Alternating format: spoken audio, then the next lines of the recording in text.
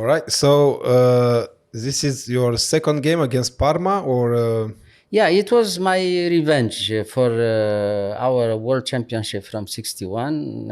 As I told you before, I think we analyzed some games from this World Championship in some other videos? occasion. So we Yes. had our meeting in Ljubljana, and I could win finally this game. It was very important, like a mini revenge, let's say, for this Yeah. championship, where I was leading the whole tournament, and I managed somehow to lose the tournament in the last or pre-last round. In your first encounter. in our first encounter, Yeah. yes. And he became junior George. world champion, and I had to wait 2 other years to become, world champion in '63. So, okay, this was our game from Ljubljana. I played c4, knight c3, c5. And by transposition, we have a Tarrasch variation. Instead of e3, white can play knight f3 or take in c5, in d5, but we have some other lines, like this. e3 is probably the best move. Quiet move, but the best, a3, knight f6, knight f3, knight c6. As you can see, we have almost the same position with white and with black, but white has an extra tempo. White moves first, and Yes. therefore white is a little bit better in all positions. So a3, he played a6, and now the only way to try to do something is to take immediately on c5 and later on to play b4 and bishop b2. This is the only way to try to do something. Yes. So he took and b4 and bishop a7, bishop b2, and castle and bishop e2. Well, instead of bishop e2, white can play queen b3 or queen c2. It's almost the same idea. But the difference is now that black could try to have an even game by taking immediately now in c4. If he takes in c4, white is slightly better, but not very much. So he complicated the game and he played queen e7. That is something different. Now white is, in all positions a little bit more, with some more chances than previous. Yeah. So now I castle and he played rook d8. Okay, now we have another game. So I played queen c2, d4. I took in d4. He took back. I took, and he played bishop d4 and bishop f3. Now it's clear. White is clearly a little bit better in all positions after bishop f3. You control the diagonal, white is better, and black has to try to do something to have an even game or have some counterplay at least, So the only way to do it is to play e5. But now after e5, again, knight d5, very good move. He has to take.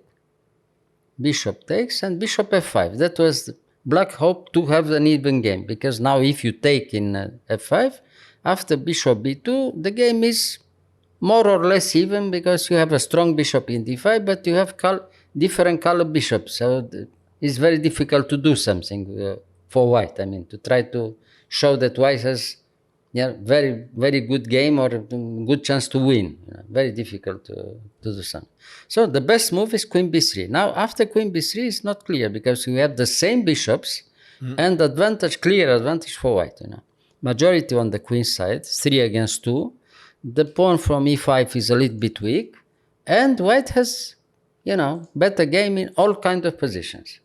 So the way to try to, to have some counterplays, to try to trade both bishops, bishop e6. So now after bishop e6, bishop takes d4, and now it's very unpleasant, because you can't take immediately in d5, because if instead of e takes d4, you play bishop takes d5, you are lost immediately. The pawn is in e5. Yes. Yeah. And now if you take in d5, after bishop c5, you can resign. You attack the queen and you lose the bishop. Yes. So therefore it's forced, and you have to take first in d4. The bishop is in e6. Yeah. And now he has to take. And now after rook e1, you can't move the bishop. You are pinned, and the white advantage is clear. You have another weakness in e6. Now you have to move the queen only in d7, because if you played queen f6, you lose the pawn from b7, and this is even worse. So queen d6, d7. Now you take, okay, and c5. And finally, you have clearly two weaknesses, e6 and d4, and very unpleasant game. It's almost lost for black, The threats are very unpleasant. If you play, for instance, king f7, after rook e5 and rook e1, no counterplay at all, And you lose something, at least a pawn, if not more. Yeah. So the only good possibility is to give a pawn and play queen d5 to have some active game, at least, To change the queens. Yeah, so you have to accept it. Yeah. So you take, and now if he took back with the pawn, Yes. he loses finally the pawn from d4 and no counterplay at all. Yes. Yeah. Rook a1, for instance, and it's finished. Yeah. Or rook e7 or something. Very bad for black in all kinds of positions. So now he took with the rook takes there, but now after a5 he has some game, a little bit, Yeah, some play. Rook d1, he took in before, I took in before, at least he has the line. I mean, he has some counterplay, some hope, yeah. Rook a2. Now you have to play very precisely. This is a very strong move, f4, because you control all the central squares and you have the possibility to go somewhere with your king, later on. It's now dangerous for your king. Yeah? So, but it is not so easy. Yeah. So now he played after f4. He had some other, rook d7.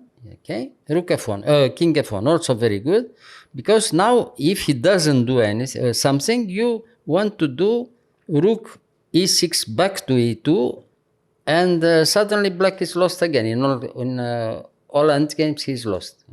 Why? Because if he takes in e2, you come immediately with the king in d3, and that is completely winning. Why not attacking this pawn here? Where? On if he attacks in a4, you have time to go from e2 to b2 and then go with the king in e2. And again, it's very easy. Okay. If you go with the king to the center and the central squares, it's very easy. With pawn up, and the advantage is very big for white.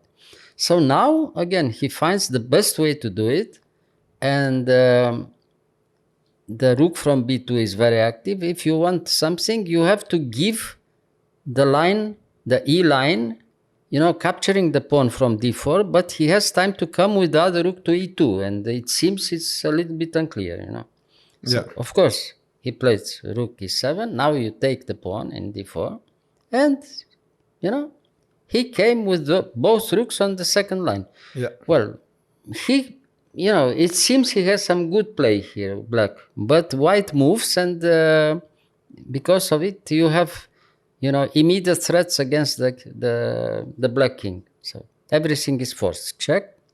Now another check, and now he comes, a little bit too far with the king, and this is finished. But here, couldn't he has to go back to f8. If he goes back to f8, then the possibility to play later on is give another check to d8, king f7, the other check with the other rook to d7, and now when the king goes, he has to go only to e6, and now rook e8 check and wins. Okay, yes. Yeah. Because if you trade rooks with 2 pawns up, of course, it's completely winning. Yeah. Yes. So he played rook, in our game, he played king f7 check and king f6, and now check and rook f7 check, and he resigned. He resigned because he has no moves. The only move is only king g4, and after king g4 you take the pawn from g7. You have the third pawn. Yeah, he has to go to take in f4, and now rook f6 f6 check, king somewhere, and rook e7 check and wins again, like in this line that I showed before. Yes. Yeah, it's very easy. That is very easy. Yeah. Well, the game was very interesting, but very sharp. You have to play very, very good moves in all kind of positions. To demonstrate that your advantage was, enough for a win. Yeah. What? Finally, I had my mini revenge. Yeah. Very nice. After so many years. Yeah. Great. No. Thank you for You're welcome. Showing it to us. Yeah. Thank you. It was okay. No, but it wasn't his fault in this World Championship in '61. It was my fault, but lack of experience. I wanted too much when everything was very clear. I was leading the whole tournament. If I played normally, I would win without any problem. When of you course. lost against I lost against him, Yes. the pre-last round. Yes, yes, yeah. we have to Yeah. learn from someone, right? Lack of experience. Lack yes. of experience. Yes. All right. Yeah.